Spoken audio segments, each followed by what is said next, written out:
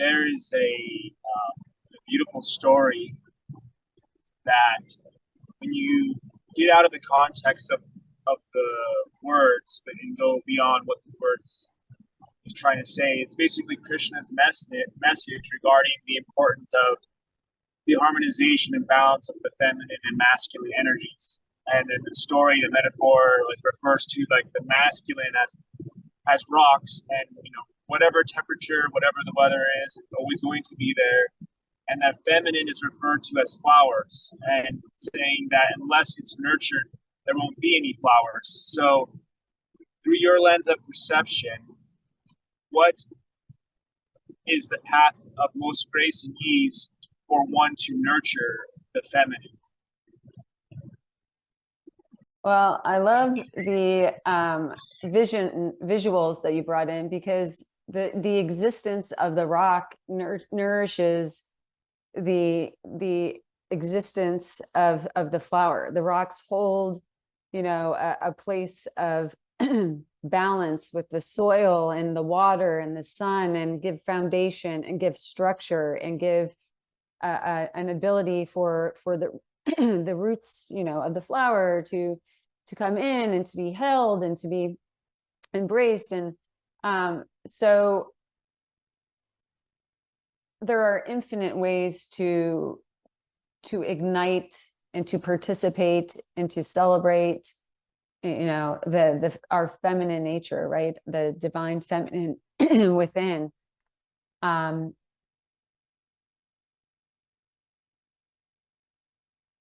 Infinite, right? Infinite ways. And so I feel as though, once again, what is being said in this is, what does it mean for me? How does that express for me uniquely, right? As we all have our own unique blueprint here. We all have our own unique way of experiencing, what would be considered the divine feminine within.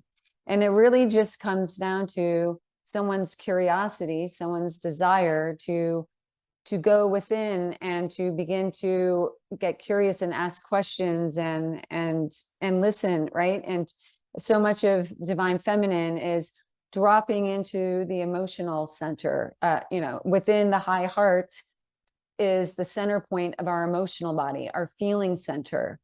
And so one way in which someone could access, if they're uncertain of the nature of the divine feminine and within, and how to express it more, and how to understand it more and acknowledge it more and create through it and as it more, would be to drop directly into our heart center, directly into our feeling center, our emotional body, right?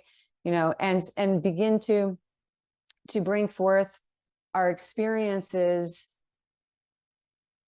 of life and bring them in, and drop into that place, drop into that expansive, all knowing, place within, and start participating from that lens, start participating from a felt sense of feeling through, versus trying to intellectually conceptualize or understand it, right?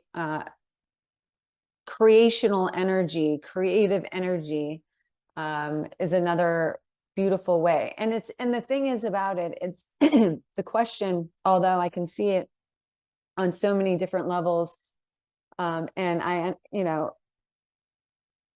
understand it in a broader sense of how the question comes in. It immediately suggests that there's some sort of separation between the feminine and the masculine within, and really to come back into the highest and most exalted expression of divine masculine or divine feminine is to allow ourselves to witness that in each and every thread of creation that expresses the most exalted state of unity and union and harmony and balance within, is to know that they work simultaneously and together, right? So we can get curious and attempt to separate it out and to experience it in ways in which would give us a greater expanded vantage point of what the divine feminine feels like, smells like, looks like, creates like. And yet that would still be somewhat participated in within and through the lens of separation.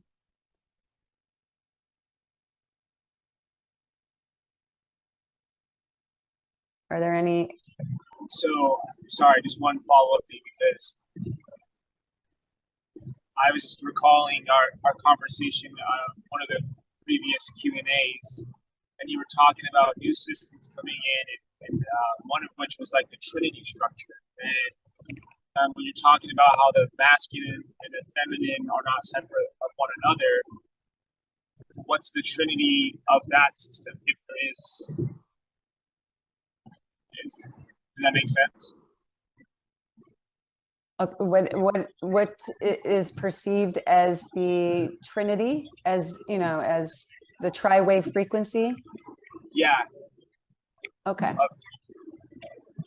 Okay, so I feel like what I'm hearing in your question is that, in its divine masculine, divine feminine, in its expression within the tri-wave creational codex of, or the Trinity, Trinity wave, if you will. So there are infinite ways to express and explore what is meant by the Trinity codex here on Gaia. And to go back a little bit, which is a funny way to even say it, from my vantage point, when the earth and humanity was beginning to be created, the original templates of earth, the original templates of humanity were in the flow of creation. They were being created through a tri-wave frequency, a Trinity codex of plasma, light, and sound. And albeit the intention was for both humanity and Gaia to come into a dimensional bandwidth of lower density, if you will, right? And initially, in this now moment's perception, the original dimensional bandwidth, was what feels like a 6-dimensional foundational bandwidth and higher. So within that Trinity codex is, again, the ability to, and within the intention for the earth experience and the human experience, was to be able to come into and participate in a physically perceived reality as individual beings, as human beings, right? In a physically perceived reality that had much spectrum, many layers to the spectrum of polarity and duality within all levels and layers of its creational codex to be experienced, and yet never meant to be identified as or fractured by. So the tri-wave frequency in Trinity codex was put in place to maintain a consciousness field whereby all layers of creation were in the full flow, embodiment, and participation as one with source and one with all, while experiencing the depths of duality and polarity that can be held within the lower framework, if you will, lower dimensional frameworks of what was originally 6th dimension, with the intention of experiencing or accessing, some lower dimensional ranges, because it wasn't as though first, second, and third were not synthesized or accessible within that experience. It was as though, and to be able to explain it in words, it would be as though you have an awareness of it. There's a level of interface and participation with it, but in no level of awareness and participation of these lower bandwidths of dimensional range was there a fracturing or a falling out of pure awareness and embodiment as, you know, I am source, you are source, we are one. So the tri-wave frequency allowed for the integrity of that to be held, where one could come in and expand the depths of their awareness of, you know, themselves as love, as compassion, as grace, as peace, as joy, as abundance, you know, and within a system that holds, you know, the direct duality and polarity to that, so that one could have the experience and instantaneously embody the wisdom and dissolve any, you know, layers and levels of participation simultaneously, right? And by participation, meaning there was no sticking point, there was no imprint, dense imprint, and, you know, quantum entanglement that was then creating a an illusion and creating a deep sort of downfall of consciousness within separation. Well, as we know, throughout all sorts of different experiences and interfaces of different collectives that were not the original creators of the earth experience, perhaps, and or had played a role in it and entered back into the experience in a way in which was not the original intention. There has been a massive, you know, infiltration and downfall of human consciousness, as we know, and a fracturing of many of the original grid connections to the universal time matrix, to the universal source connection, etc., which, as we also know, are in way of being resurrected and restored and even brought into more exalted states of interface, if you will. So we're returning back to this tri-wave frequency. We're returning back to the embodiment of this Trinity frequency as we transition out of our carbon-based DNA into our crystalline DNA, as we let go of allowing ourselves to identify as the separation, as the duality, and we remember that we are an infinite being, an infinite spark of creational source, light, sound, and plasma that have come here to experience these systems of duality and in order to expand our consciousness field.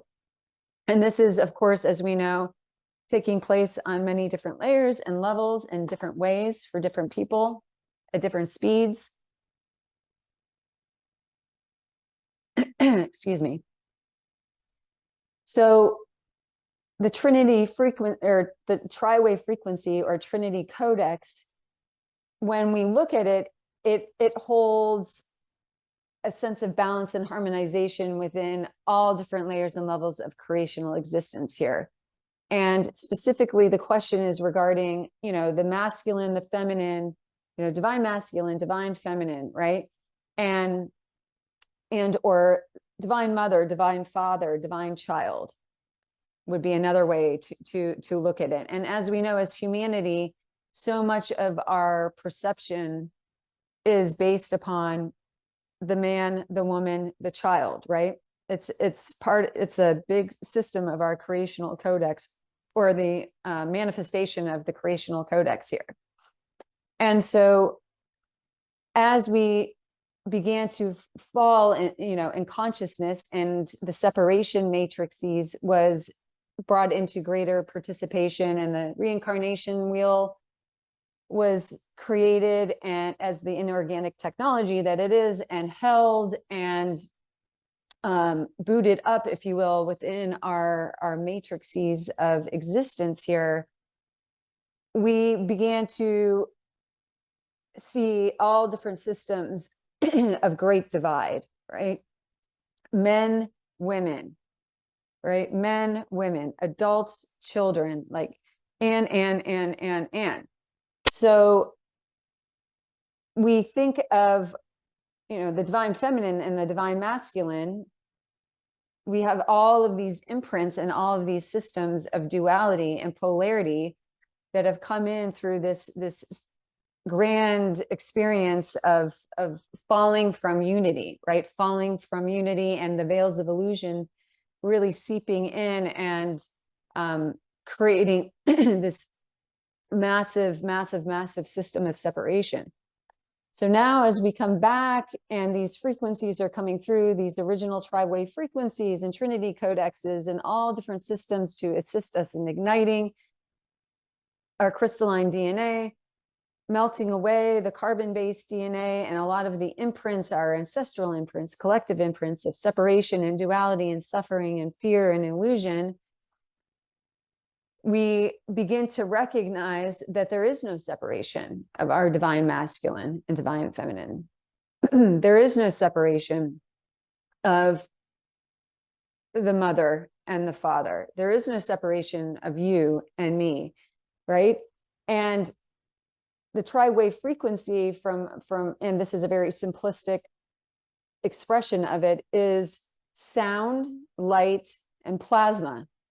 And the sound and the light together combined create and hold the plasma, this plasmic field, and the plasmic field holds the harmonious participation and co-creation of the light and sound. And it can be looked at in innumerable ways of how they all work together as a one. But it engages and participates as a system of one versus a system of duality. So when we talk about experiencing the divine feminine within, there are absolutely very distinct qualities and essences and ways that could, that describe our feminine nature, the sound, our sound frequencies within. And there's absolutely ways in which we can describe and feel and and witness the divine masculine, right? The light. And yet together with this plasmic field that holds them in union, right? That holds them in a system of the Trinity, is when we witness the most exalted state of both and all.